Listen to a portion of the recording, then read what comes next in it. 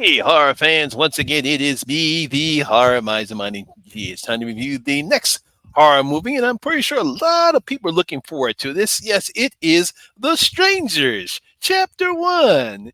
Yes. Y'all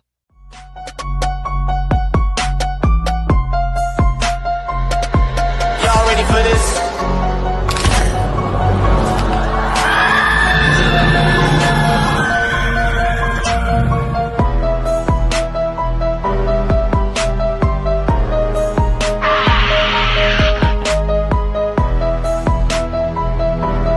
Hey, horror fans, once again, it is me, the Horror Miser. Now, The Strangers Chapter 1 is a 2024 American horror film. It was directed by Rennie Harlin.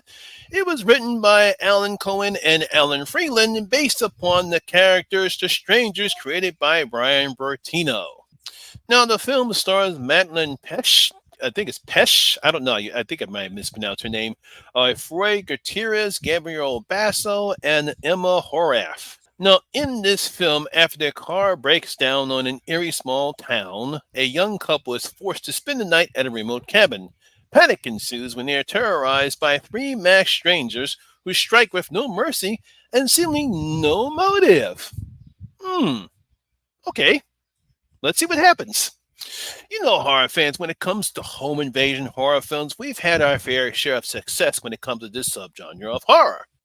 You know, we've had horror movies like You're Next, The Purge, Don't Breathe, and Hush. You know, horror fans like myself have enjoyed what horror filmmakers have brought to us with this subgenre of horror. We tend to like mostly all these home invasion horror films.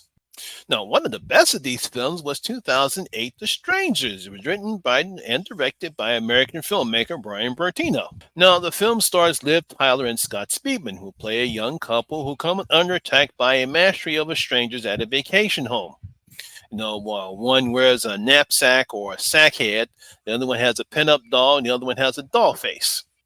Now, the film was very successful, earning $82 million at the box office, and critics praised the film on the acting, directing, and suspense. I enjoyed the film because it was something a little different. I love how the film was paced, how they eventually got the scares in, and how great and successful The Strangers were. Now, a sequel was made in 2018 called The Strangers Prey at Night that earned $32 million in the box office. Well, not as good as the first film. Horror fans enjoyed it as a decent follow-up. I thought it was a decent film. Like I said, it wasn't as good as the first film, but I thought, hey, nice, good follow-up, guys. Can't wait to see what the third film is going to bring us. And now we have finished film director Rennie Harlin, you know, the man that gave us A Nightmare on Elm Street 4, The Dream Master, brings us a new trilogy into the series. Yes, this is a new trilogy, and that's why it's called The Strangers Chapter 1. Now we're introduced to Ryan Maya, a lovely young couple who are driving cross country while celebrating their 5th-year anniversary. No, they're not married. They're just together. It's been a nice couple for 5 years. Now, while traveling to Portland as Maya is about to land a very decent job, they stop at a small town called Venus where their car breaks down and they're forced to spend the night at a local Airbnb cabin. Now, it's not before long before the masked strangers, this time called Scarecrow and Dollface and Pinup Girl, start attacking the young couple, and we must see if Ryan and Maya can escape this nightmare that they found themselves in. That's kind of what this movie is about. Now, before I continue, guys, I'm pretty sure you guys know when I do my reviews here, I don't watch other people's reviews. I don't read any, I don't watch them because I myself want to make sure that I'm not influenced by somebody else's opinions. What I say on my videos and my reviews are from my thoughts and my thoughts alone. So that's why I don't watch anybody's reviews until after I put on my reviews. And then I see what those reviews said. And then I can see whether or not, hey, look, that's the same thing I said. Well, we might see it a little bit differently, but that's one thing I've always done is that I always make sure that I don't watch anybody else's reviews. So that way, you know, what I'm saying here is from me and me alone. Now, given the world that we live in right now, guys, unfortunately, you cannot avoid the stuff that we see on the internet and in social media. So unfortunately, while I did not watch anybody's reviews, I did see some blurbs and people's thumbnails regarding this particular movie, The Strangers Pray at Night. I saw a lot of things, and I saw a lot of things that a lot of people did not like this movie at all. Some people say it's the worst film of the year so far, the worst horror film of the year so far. Obviously, Jen and Velvet. Actually, Jen warned me that this film was not good. After I think it was the live stream you had with Marnie and the Trash Fire. She also warned me about this particular film, but I said, I'm still going to see it anyway, because like I said before, whether I agree with other people or not, this is my opinion, and I could disagree with people about this movie, but then again, I might agree with them. Some of the blurbs I saw, the thumbnails I saw, whether it was Cody Leach, Lee McCoy, we watched the movie. I believe Emma from Spooky Astronauts had something to say about this picture. Some other people I saw had something to say about this picture. I think only one person, I think it was actually no, the horror couple. They were the only people whose thumbnail I said that, hey, look, this movie's not that bad. I says, okay, you know what? I'm going to go ahead and watch this film. And so now that I finally seen the film, what do I have to say about The Strangers, Chapter 1? And all I got to say is that I haven't done this in a long time, guys, but it's ranting time because I got plenty to say about the crap they pulled off in this film. The first problem, obvious, is the marketing in this particular film. The marketing and the trailers that we saw was see how the strangers become the strangers. And that's not what we got at all. This is nothing at all about the origin of the strangers. Now, of course, since this is a trilogy, maybe we'll actually see who these strangers are. But I think we were expecting something in this first part of the trilogy, but we didn't get that at all.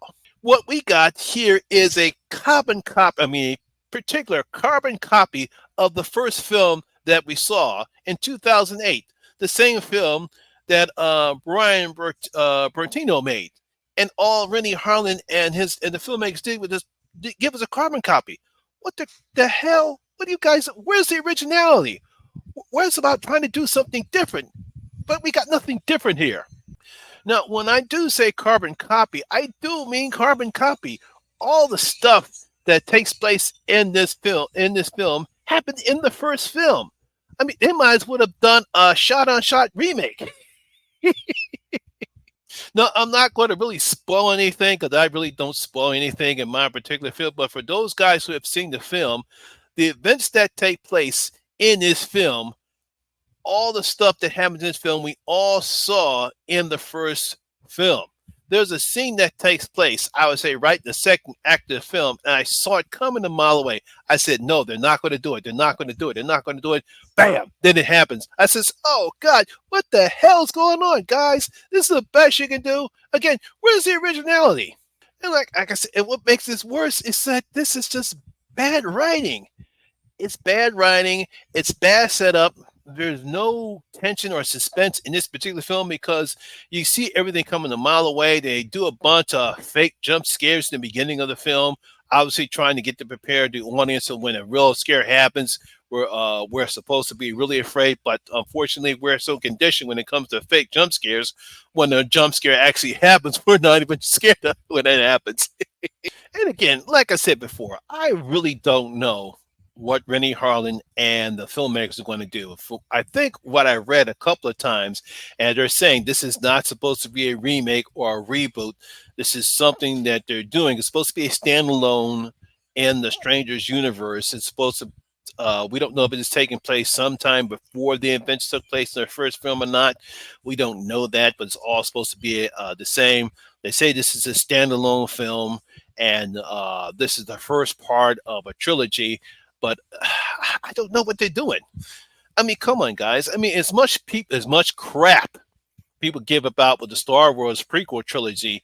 I mean, at least the Phantom Menace was a better start than this one was, and that's saying something because I know a lot of people hate that particular version of Star Wars, especially a particular character.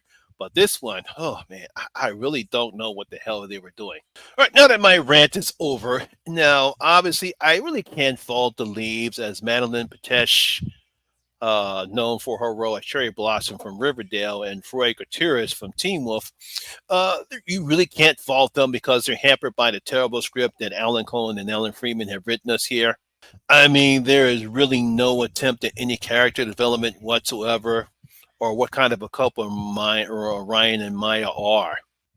I mean, at least we knew what kind of a couple James and Kristen were in the first film, and that added suspense and tension when the strangers attacked them. Now, as I stated before, that's one of the aspects I really did not like about the film. We really don't get to know anything about Maya and Ryan other than the fact that looks like Ryan he has asthma because he's got that inhaler, which supposedly comes to play, but then it really doesn't. Maya's supposed to be getting this particular job in Portland, but that's never brought up again. And then they have some friends that are in Greece, but nah, it's just like they really don't do anything to make the audience care what happens to them. And that's one of the aspects in good storytelling is you want to at least give the characters some type of development so that way when they are attacking them, we start caring for about them. And that's what we did in the first film. Nobody really gives a crap about Maya and Ryan in this particular film because we don't know that much about them. And again, I don't know what kind of film Lionsgate and the filmmakers are trying to make here because of the marking of the film, but that's not what we got here. And I understand that. I mean, it's just like I would say with Furiosa, the Mad Max film that's coming out right now. With everyone, all the things have Anya Taylor Rose in prominent feature here, but she doesn't really appear in the film and around the second act based upon what I've heard about the film. Now, I haven't seen the film myself, but that's what I'm hearing right now. But it seems like the marketing lets you believe that she's going to be in the film, but she's not. Here, the marketing here is supposed to be see how the stranger become the stranger, since we really don't see that in this particular film. Now, this is supposed to be the first in a new standalone trilogy based upon the end of the film. It looks like we're going to get more and hopefully something a little better than what we got here. Because I can guarantee you, if the second and third films are even better than this one, then we might look back and say, hey, look, we might have didn't like the first one, but we like how the story progressed between the second and third film. And let's just hope that Lionsgate and the filmmakers do something a little bit better than what we got here. Now, is this the worst horror film I've seen so far this year? No, it's not. I've seen worse horror films. Don't forget about Night Watch and Imaginary. No, I have not seen Tarot yet. A lot of people did not like that particular film. But when it comes to this particular film, what we were expecting, oh man, it's just a very terrible idea. Trying to do the same thing you've done before. There's no originality. We really don't care anything about the characters, fake jump scares, and let's not forget some of the stupidest decisions that Ryan and Maya do at points in this particular film. There's one part I did like in this particular film, but that's saying much. So I'm going to give Strangers Chapter 1 only one of my five bloody gold coins. That's because about the terrible decisions that were made with this particular film, how this film was marketed, and what we got here. And I'm hoping maybe Chapter 2 does a better job and we might forgive them for this one. But for right now, bad job, guys. But there you have it, guys. That is my review and video for The Strangers Chapter 1. I hope you did enjoy it. If you did, please give it a thumbs up, like, and share. It really helps out with that YouTube algorithm. Have you seen The Strangers Chapter 1? What do you thought about it? Did you hate it just like everyone else? Or did you actually see something good about this particular film? Leave your comments in the comment section below and let me know about that. Also, if you're new here, please hit that subscriber button, ring that notification bell. That way, you'll be notified anytime when I put a new video such as this one. Once again, my name is Lamont Smith, better known as the Horror Miser Money G. And always remember that horror rules. And I see you in my next video. I gotta stay safe out there.